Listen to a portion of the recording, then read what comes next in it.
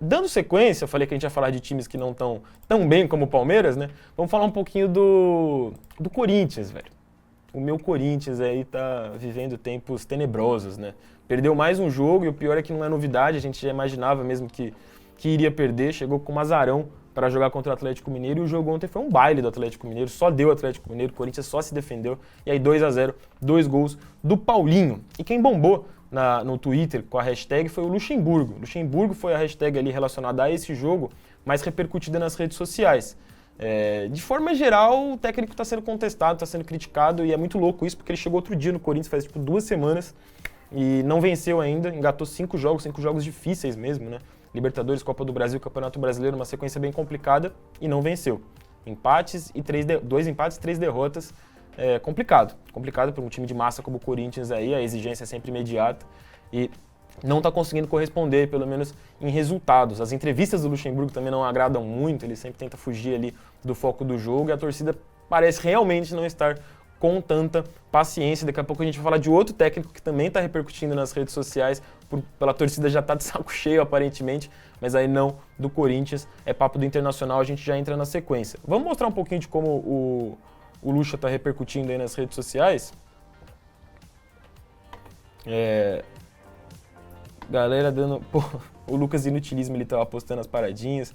Essa é uma fala do Luxemburgo que não pegou bem, por exemplo, entre a torcida do Corinthians. No Flamengo e Fluminense, o jogo de terça, todo mundo enalteceu o Fluminense de ver a bola passar para lá e para cá. São coisas parecidas. O Flamengo teve 80 minutos de posse. Eu não posso, se referindo ao Atlético Mineiro ter tido muito mais posse de bola do que o Corinthians, mas acho que não dá para fazer essa comparação, né? O Fluminense jogou, ainda que de um jeito mais retraído em comparação ao Flamengo, jogou bola. O Corinthians ontem abdicou de jogar bola.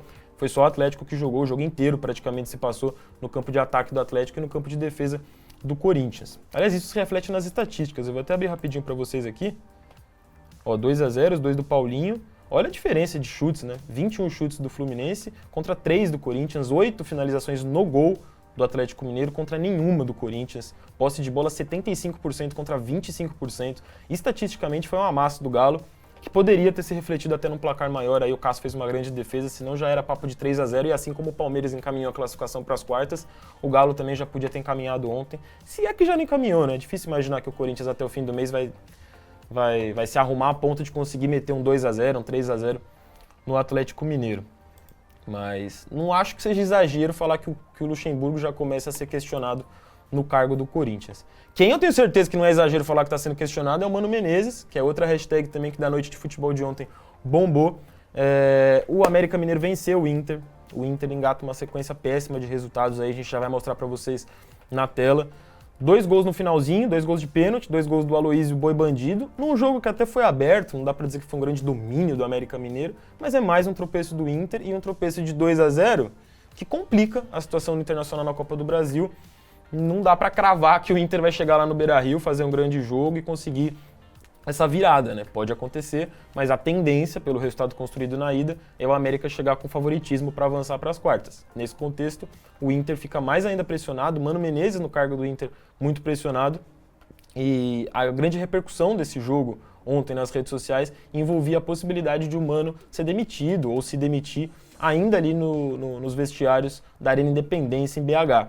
E aí eu trago aqui um tweet que repercute bastante lá na rede social, da Revista Colorado, portal segmentado, acho que na quarta-feira, na quarta foi ontem, acho que na terça, no nosso programa de estreia eu até cito a Revista Colorado, é um portal segmentado que cobre ali o Internacional. E mandou, Mano Menezes não tem mais clima para permanecer no Inter. Antes mesmo do jogo de hoje, os relatos recebidos pela revista de fontes do vestiário é que alguns dos principais líderes do elenco já não compram mais as ideias do treinador. O técnico perdeu o grupo de jogadores. A mudança é necessária. Então tem opinião, mas também tem informação ali nesse tweet. Outros jornalistas que estavam fazendo a cobertura do jogo relataram que houve uma conversa ali nos vestiários um pouco anormal, né, envolvendo dirigentes, os próprios jogadores, comissão técnica. O clima não tá legal lá no Internacional, não tá legal muito em função desses números que agora também peço pro Thiago jogar na tela pra gente. Internacional nas últimas 5 partidas. O Inter perdeu os últimos 5 jogos, não marcou nenhum gol e tomou 10 gols. Consegue ser ainda pior que o Corinthians, que eu acabei de falar que também tá numa maré desgraçada de resultado aí. Então, a fase é péssima, semana que vem tem Libertadores, há um receio do Inter se complicar. basicamente, aí não só na Copa do Brasil, como já se complicou, como está se complicando no Brasileirão, mas também na Libertadores. Vou dar uma olhadinha pro chat antes da gente passar de forma geral agora para os outros jogos da noite ali na Copa do Brasil. Eu queria, daria para destacar todos aqui, a gente ficar numa live de 2 horas. Antes, o chat aí, o Júnior Oliveira mandou sobre o Corinthians. Sobe um pouquinho, Thiago, acabou de subir, o que é bom, porque quer dizer que o volume de chat aí tá legal, a galera tá comentando bastante. Tá muito difícil a situação do Corinthians, a diretoria é a grande culpada por tudo isso, principalmente pelas péssimas decisões nas escolhas e em manter técnicos nessa gestão. O Abraão aí, triste ver meu Corinthians assim, só milagre para salvar. O Raul, que tá com a gente aqui também nos bastidores, disse que se poupou do sofrimento ontem, não viu o jogo. Eu não posso dizer o mesmo. O Lucas Sartre já faz um link ali entre as duas notícias, né? Mano Menezes no Corinthians, dá jogo. A gente pode falar disso com mais propriedade nos próximos dias, porque eu acho que é uma tendência aí para o mercado da bola dos dois times nas próximas semanas. Mas aí é papo pra gente conversar depois. O Pablo França aí, Senhor Oliveira e Timóteo, meus pêsames. Só que não. O Pablo tá querendo aí que o Corinthians se lasque, aparentemente, né? O Pablo acho que é São Paulino. Mandou ali a SPFC. Vamos falar desse São Paulo, do Santos, do Gonçalo ali. Meu Santos ontem foi mal no ataque, mas a solidez defensiva é um ponto positivo que o Odair conseguiu passar para o time. É uma marca do Odair Helman, né? Foi contratado para isso, de certa forma. O Santos era um time que estava muito complicado defensivamente e agora, pelo menos nesse sentido, está conseguindo competir melhor. Mas foi um joguinho meio feio, né? Santos e Bahia 0x0 ontem. Pode botar para a tela, Thiagão? Agora sim, todos os jogos, a gente dá um tapa geral. Santos e Bahia empataram em 0x0 na Vila Belmiro ontem.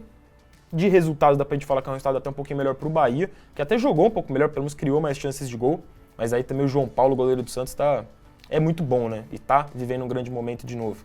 Grêmio e Cruzeiro empataram em 1x1 em jogo de 2 golaços. O Bruno Rodrigues pelo Cruzeiro abriu o placar, depois o Suárez conseguiu fazer um gol ainda mais bonito de fora da área, os 2 gols, mas do Suárez foi um chute de 3 dedos ali de fora da área, um absurdo, né? É um craque, já meteu ali a marca dele, 1x1, tudo em aberto também pro jogo de volta em BH. O São Paulo fez 2x0 no Sport Recife e aí foi um jogo determinado pela expulsão, basicamente, né? O Fabinho do Sport foi expulso, depois da expulsão o jogo se abriu para o São Paulo. O São Paulo, na reta final ali do segundo tempo, consegue emplacar 2 gols com Luciano e Marcos Paulo e também já abre uma vantagem considerável por fazer um 2x0 fora de casa, pensando em vaga nas quartas de final. Aí o São Paulo do Dorival é outro time que está embaladíssimo também, vive uma grande sequência. O Dorival ainda está invicto no comando do São Paulo. E por fim, mas não menos importante, o único jogo que a gente ainda não citou aqui, talvez o maior jogo, né, o melhor jogo, o jogaço da noite de ontem, uma virada, uma super virada do Atlético Paranaense, sai perdendo de 2x0 do Botafogo na Arena da Baixada, gols do Tiquinho Soares e do Luiz Henrique no primeiro tempo, e aí no segundo tempo o Atlético simplesmente meteu 3 gols, virou o jogo, o Atlético que jogou melhor que o Botafogo, por mais que o Botafogo tenha aberto 2x0, com gols de Vitor Roque, Vitor Bueno e Fernandinho.